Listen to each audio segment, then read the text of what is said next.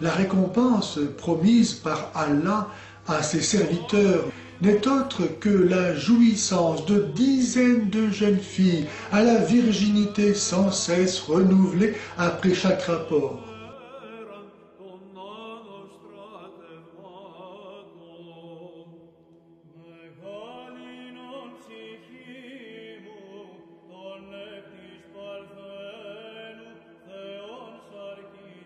Et même, pour ceux que cela intéresse, il y aura de jeunes garçons.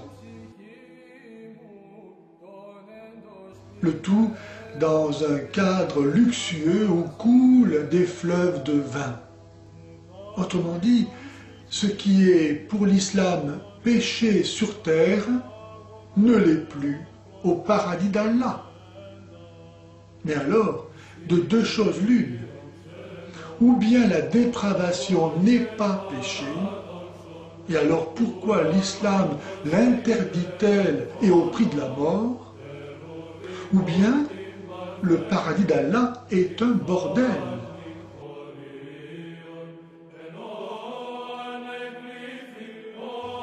Il n'y a pas d'autre solution.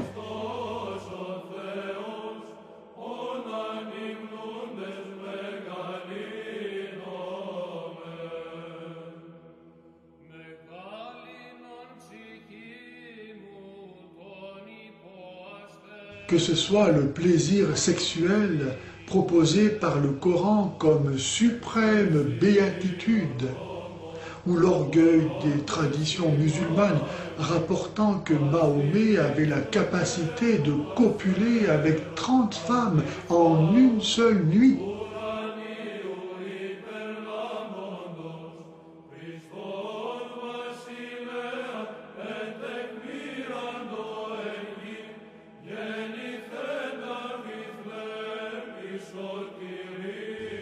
Il est clair que l'islam tire sa gloire de ce qui n'est pas spécifiquement humain, et encore moins divin, mais de l'ordre de la bête.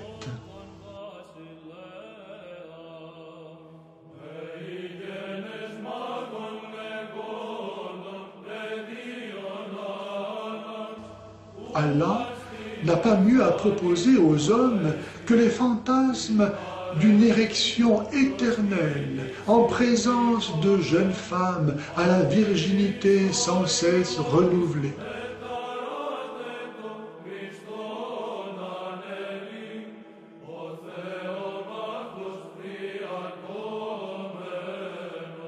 Voilà jusqu'à quel degré d'élévation spirituelle l'islam se propose d'élever l'humanité. Pas plus haut que le bas de la ceinture.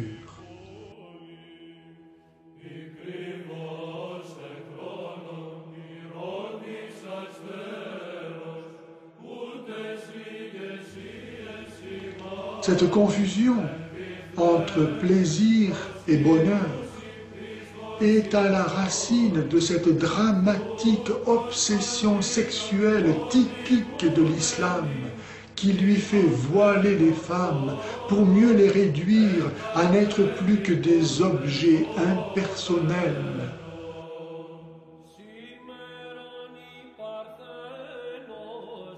Les battre au nom de Dieu dès qu'elles ne sont plus suffisamment dociles aux caprices de leur mari.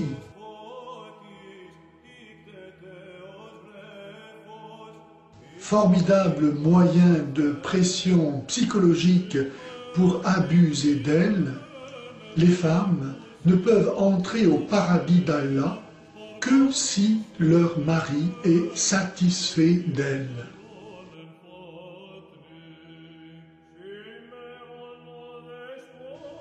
Autrement dit, le jugement de Dieu se soumet au jugement d'un homme. C'est le musulman qui décide du salut éternel de notre être humain en lieu et place de Dieu. Et après cela, les musulmans diront qu'ils ne sont pas des associationnistes.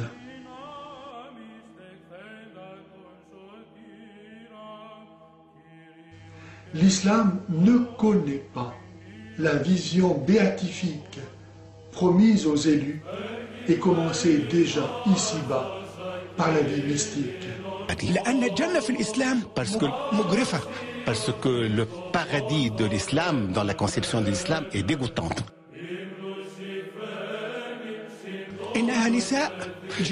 C'est uniquement des belles femmes, des belles houris, bien sûr du vin, du miel et du lait. Et pas de traduction. Tout le monde le comprend, le barbecue. Ainsi des fruits délicieux.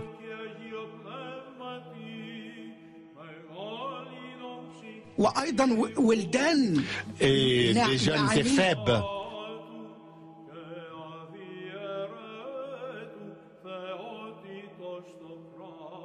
Pour changer d'autres choses, pour varier les plaisirs. Le paradis d'Allah, si luxueux soit-il, regorgeant de tous les plaisirs, est en fait un enfer.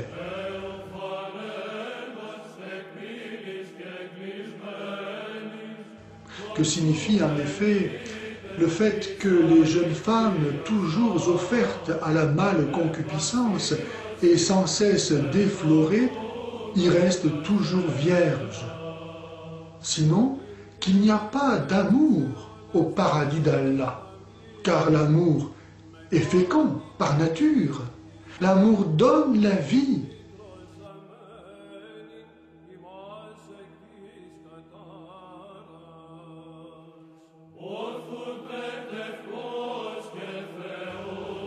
Et que signifie que le vin n'enivre pas au paradis d'Allah, sinon que la joie n'est pas possible au paradis d'Allah, car le vin est le symbole de la fête, de la joie, et la joie est le premier fruit de l'amour. Il ne peut pas y avoir de joie au paradis d'Allah parce qu'il n'y a pas d'amour.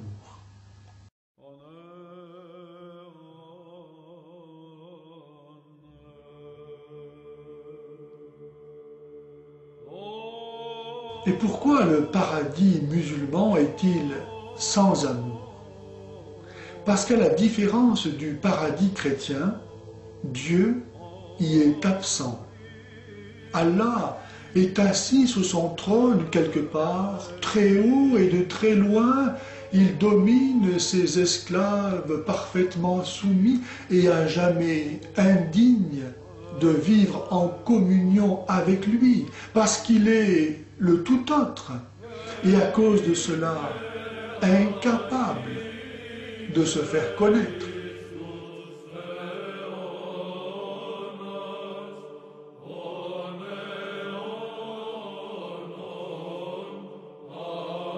هذه العلاقة شيخ محمد في الجنة كيف تكون سواء مع الحور العين أو مع المؤمنات التي دخلن الجنة؟